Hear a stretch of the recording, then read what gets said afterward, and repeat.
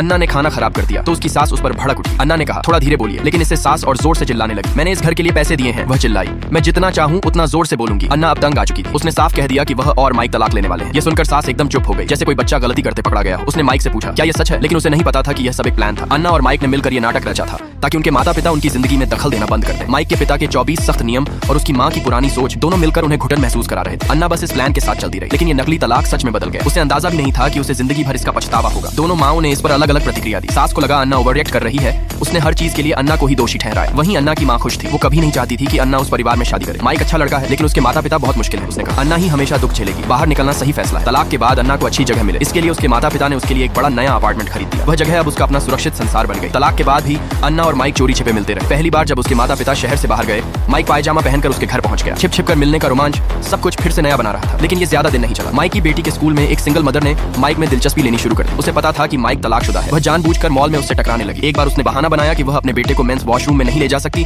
तो उसने माइक और उसकी बेटी से मदद मांगी। फिर उसने साथ में बर्गर खाने का सुझाव दिया। इस मौके का फायदा उठाकर उसने माइक और उसकी बेटी की पसंद नापसंद जान ली। इसके बाद वह और आगे बढ़ी। उसने जानबूझकर एक डिलीवरी बॉय से हल्का एक्सीडेंट करवा दिया ताकि माइक उसे लिफ्ट ऑफर करे। एक बार मौका मिल गया तो वह और करीब आना चाहती थी। उसने आगे वाली सीट पर बैठने की कोशिश की, लेकिन माइक ने मना कर दिया। बाद में उसने माइक की कार में जिम का पास देखा। उसने कैजुअली कहा कि वह भी जिम ज्वाइन करने के बारे में सोच रही है। माइक ने बिना सोचे समझे उसे पास इस्तेमाल करने को कह दिया। जिम में उसने किसी पहचान वाले को देखा। उसने पहले ही पेरेंट्स चैट ग्रुप में रिसर्च कर रखी थी। वह जानती थी कि वह कौन है, माइक की एक्स अन्ना। उसी समय उसने उन्हें एक साथ देखा। कुछ खास नहीं था, बस सामान्य बातचीत, लेकिन उसने इसमें मौका देख लिया। उसने तुरंत एक फोटो खींची, उसमें भड़काऊ कैप्शन डाला और उसे ऑनलाइन पोस्ट कर दिया। उसका मकसद साफ था, अन्ना और माइक को हमेशा के लिए अलग करना।